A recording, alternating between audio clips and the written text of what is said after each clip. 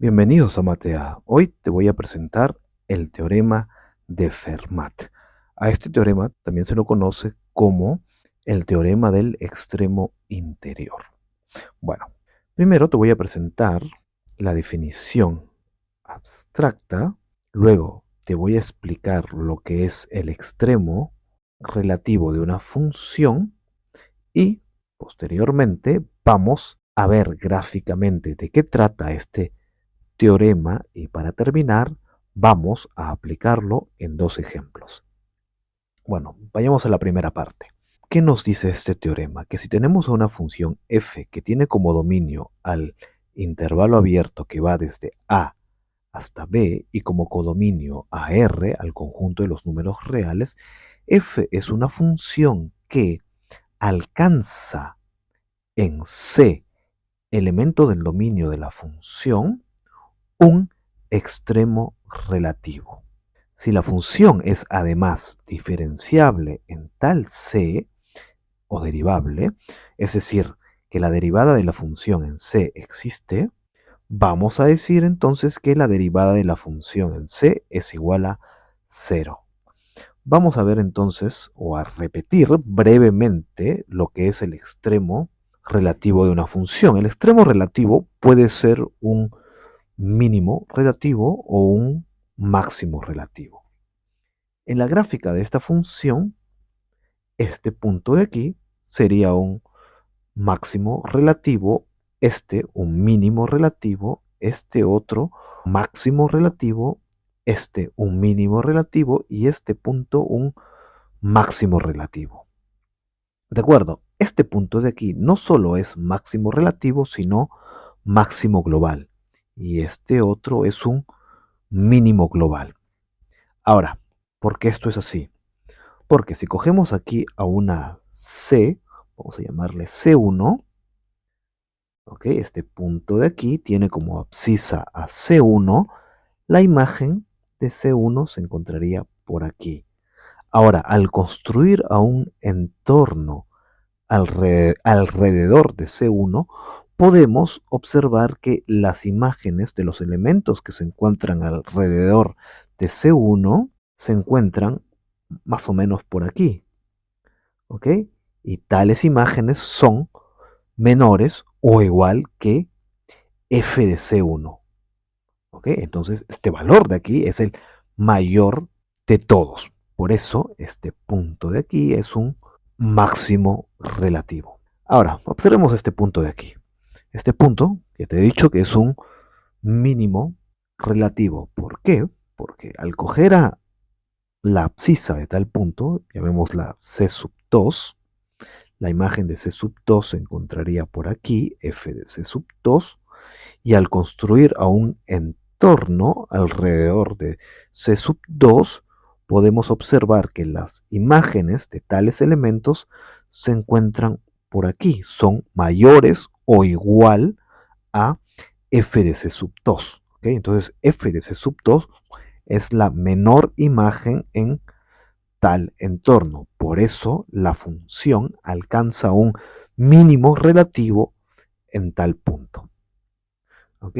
Ahora, este punto de aquí también es un mínimo, perdón, un máximo relativo. Este punto de aquí no solo es un máximo relativo, sino un máximo global. ¿Por qué? Porque si observamos aquí a la imagen de la abscisa de tal punto, es decir, a la imagen de B, f de B es mayor o igual que todas las imágenes que se encuentran en el codominio de la función. Y si observamos a este punto de aquí, ¿ok? Llamémosle C sub 3, por aquí estaría f de C sub 3, la función alcanza en C sub 3 no solo un extremo relativo, un mínimo relativo, perdón, sino también un mínimo global, porque f de C sub 3 es menor o igual a todas las imágenes que se encuentran aquí en el codominio de la función. Ahora te voy a explicar este teorema gráficamente. Tenemos a nuestra función f, ¿ok? Y tenemos que tenemos un elemento de este intervalo abierto a C y en tal C la función alcanza un extremo relativo. Fíjate, cojamos a esta C de aquí y la función f alcanza en esta C un máximo relativo. ¿De acuerdo? Ahora, la función f, esta función de aquí, ¿ok? Observa la gráfica, es continua, no presenta huecos, no presenta saltos, no presenta puntos angulosos. Esta función de aquí, gráficamente, ¿ok? Es derivable o diferenciable. Entonces, como se cumplen estas condiciones, ¿ok? Que la función f alcanza en C un máximo relativo y que la función f es en C derivable aplicando el teorema de Fermat, tendríamos que la derivada de la función en C es igual a 0. Es decir, que si trazamos aquí a una recta tangente a la gráfica de la función en C, esta recta es horizontal, es decir, la pendiente de esta recta es igual a 0. ¿De acuerdo? Aquí también podríamos aplicar al teorema de Fermat, ok, digamos que este punto que tiene como abscisa a C1 es un mínimo relativo, ok. La función tiene en C1 un mínimo relativo, la función es diferenciable en todo su dominio, entonces podemos decir que la derivada de la función en C1 es igual a 0, ¿ok? Es decir, que la pendiente de la recta tangente a la gráfica de la función en C1 es igual a 0, ¿ok? La pendiente de esta recta tangente, ¿ok? En C1 es igual a 0. Ahora, observa esta otra gráfica. Tenemos a una función, ¿ok? Fíjate. Y vamos a coger aquí también a un C, de modo que la función alcance en tal C su máximo relativo, ¿ok? En este punto la función tiene un máximo relativo. Ahora, eso se cumple, pero lo que no se cumple es que la función sea derivable o diferenciable en tal C, ¿ok? La función aquí, en este punto, no es derivable, ¿ok? La derivada de la función aquí en C no existe porque este punto de aquí es un punto anguloso, ¿ok? La derivada de la función en C no existe. Entonces, como no se cumplen las condiciones, no se puede implicar que la derivada de la función en tal C sea igual a 0. No se puede. De acuerdo. Fíjate. En este caso estamos considerando a una función f que tiene como dominio al intervalo compacto que va desde A hasta B. ¿Ok? Nosotros podemos coger aquí a una C que se encuentra dentro de el intervalo abierto que va de A B. ¿Ok? Digamos que la función f alcanza en esta C un mínimo relativo. ¿Ok? Este punto de aquí es un mínimo relativo y la función es derivable en todo su dominio. ¿Ok? F es derivable, bueno, particularmente en C, elemento de AB. Entonces, también podemos aplicar aquí al teorema de Fermat. Aplicando aquí al teorema de Fermat, tendremos que la derivada de la función en tal punto, en tal C, es igual a 0. Es decir, que al trazar a la recta tangente a la gráfica de la función en C, esta recta tangente es horizontal y su pendiente es igual a 0. ¿De acuerdo? Bueno, y aquí puedes entender por qué a este teorema también se le llama el teorema del extremo interior. ¿Ok? Fíjate, este punto de aquí es un extremo interior. Estos dos puntos de aquí, fíjate, son extremos relativos, pero son puntos, son extremos exteriores. Este teorema no nos dice nada acerca de esos puntos. Este teorema sí que nos dice que si tenemos aquí a un extremo relativo y la derivada de la función es igual a 0, si tenemos a un extremo relativo interior. ¿De acuerdo? Bueno, vayamos a los ejemplos. ¿Qué tenemos aquí? Tenemos a la función f, que tiene como dominio AR y como codominio AR. La gráfica de esta función, bueno, tú ya la conoces, es la parábola estándar. Más o menos este de aquí. Bueno, me salió un poquito feo, lo siento. Esta es la gráfica de la función f. Ahora, primeramente, este punto de aquí, este punto que tiene como abscisa a 0 y como ordenada a 0, es mínimo local. ¿Ok? ¿Por qué? Bueno, no solamente mínimo local, es un mínimo global. Vamos a ponerle global, mejor si es global, es local, es mínimo global, ya que se cumple que para toda x elemento del dominio de la función, tenemos que 0 es mayor o igual que x al cuadrado. ¿Ok?